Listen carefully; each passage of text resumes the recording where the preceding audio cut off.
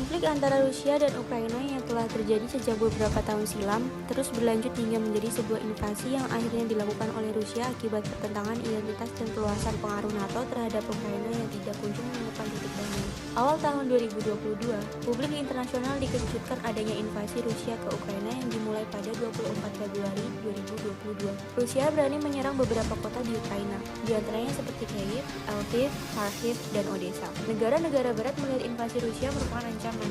Oleh sebab itu, blok barat memberikan ancaman akan menjatuhkan sanksi ekonomi kepada Rusia. Badan HAM PBB dalam Office of the United Nations High Commissioner for Human Rights menyatakan bahwa Rusia sudah melakukan pelanggaran HAM yang jangkauannya ekstensif selama invasi Ukraina.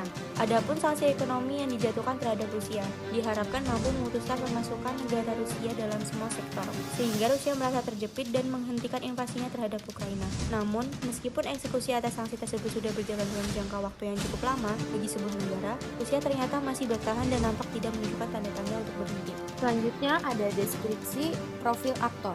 Yang pertama ada negara Rusia, yang merupakan salah satu negara yang berasal dari pikiran Uni Soviet yang resmi dibubarkan pada tahun 1991 lalu. Hal ini merupakan salah satu faktor mengapa Rusia memiliki banyak sumber minyak dan gas, yang kemudian menjadi salah satu tujuan dari geopolitik Rusia itu sendiri.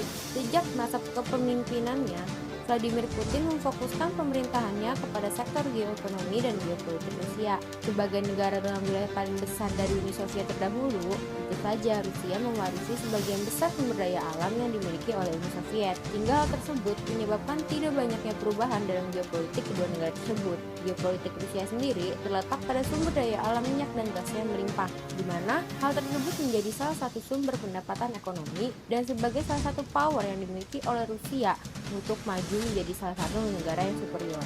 Yang kedua ada negara-negara barat.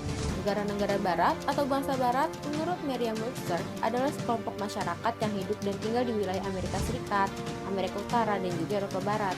Australia juga termasuk ke dalam daftar negara barat karena memiliki bahasa dan budaya yang sama dengan Inggris, sehingga dapat ditarik kesimpulan jika bangsa barat atau negara-negara barat terdiri dari Uni Eropa, Amerika Serikat, Inggris, Kanada, dan Australia.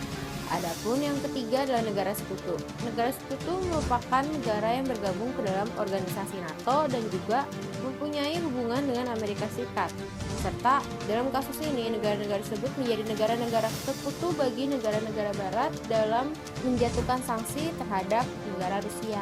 Rusia mendapatkan banyak sanksi dari berbagai negara, khususnya dari negara-negara barat akibat invasi yang dilakukan terhadap Ukraina. Sanksi ekonomi merupakan salah satu cara yang dipakai oleh negara-negara barat dan sekutunya dalam memberikan hukuman kepada Rusia. Sanksi ekonomi yang dilakukan oleh negara barat diharapkan perekonomian Rusia melemah agar invasi terhadap Ukraina tidak berlanjut. Dalam hal ini, sanksi ekonomi diharapkan juga tidak hanya menyasar kepada negara Rusia saja, namun masyarakat sipil dan lingkup pemerintah Presiden Putin pun bisa merasakan imbasnya dari sanksi tersebut. Amerika Serikat, Inggris, Uni Eropa, dan beberapa negara lainnya sudah memberikan sanksi terbatas setelah Rusia menyatakan perang dengan Ukraina. Cara yang diambil oleh negara-negara barat dalam memberikan sanksi ekonomi dengan cara membekukan aset negara, aset dan harta setiap individu, diberhentikannya kegiatan ekspor dan impor, larangan perjalanan wisata, dan lain sebagainya. Hingga Juli 2022, sanksi ekonomi yang diberikan Inggris bersama US dan EU, yakni sanksi terhadap lebih dari 1.000 individu dan perusahaan Rusia yang memiliki cabang di Inggris, yang mana 8 diantaranya dimiliki oleh sahabat dekat Presiden Rusia. Inggris menyatakan bahwa sanksi ekonomi tersebut dapat dihentikan setelah perjanjian damai antara Rusia dan Ukraina dapat dicapai. Bila diringkas berikut sanksi-sanksi yang diberikan oleh Amerika, Uni Eropa, dan negara lainnya terhadap sektor ekonomi Rusia. 1. Mengakhiri secara paksa koneksi dari sistem keuangan Amerika dari lembaga keuangan Rusia terbesar Sberbank, termasuk 25 cabang dalam pelaksanaan fungsi korespondensi dan pembayaran melalui rekening. Yang kedua, pembatasan terhadap blokade VTB Bank, lembaga keuangan terbesar kedua di Rusia yang mencakup 20 cabang. Yang ketiga, larangan ekspor dan interaksi teknologi ke perusahaan pengembangan teknologi dan persenjataan Rusia oleh Uni Eropa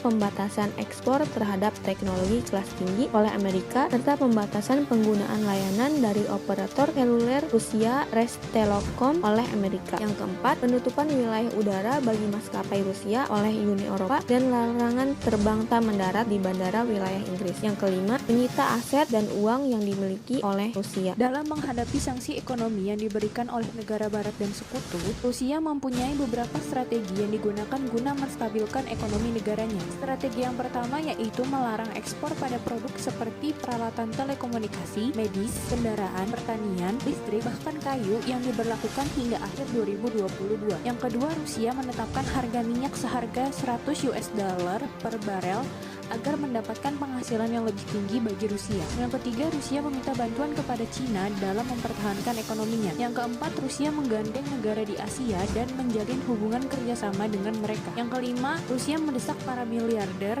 dan elit bisnis di Rusia agar berinvestasi di dalam negeri. Efektivitas sanksi ekonomi yang diberlakukan oleh negara barat dan sekutu terhadap Rusia merupakan permasalahan yang kompleks dan tergantung pada berbagai faktor. Beberapa faktor yang mempengaruhi efektivitas sanksi tersebut meliputi kekuatan ekonomi Rusia, tanggapan internal, strategi Rusia untuk mengatasi sanksi, dan konsistensi serta koordinasi sanksi dari negara-negara yang memberlakukannya. Secara keseluruhan, sanksi ekonomi terhadap Rusia telah menyebabkan tekanan dan dampak ekonomi yang signifikan. Tetapi keefektifannya dalam mencapai tujuan politik jangka panjang dapat bervariasi dan bergantung pada banyak faktor kompleks. Menilai keefektifan sanksi harus mempertimbangkan konteks yang berkembang dan tanggapan Rusia, serta dampak dari negara-negara yang memberlakukan sanksi.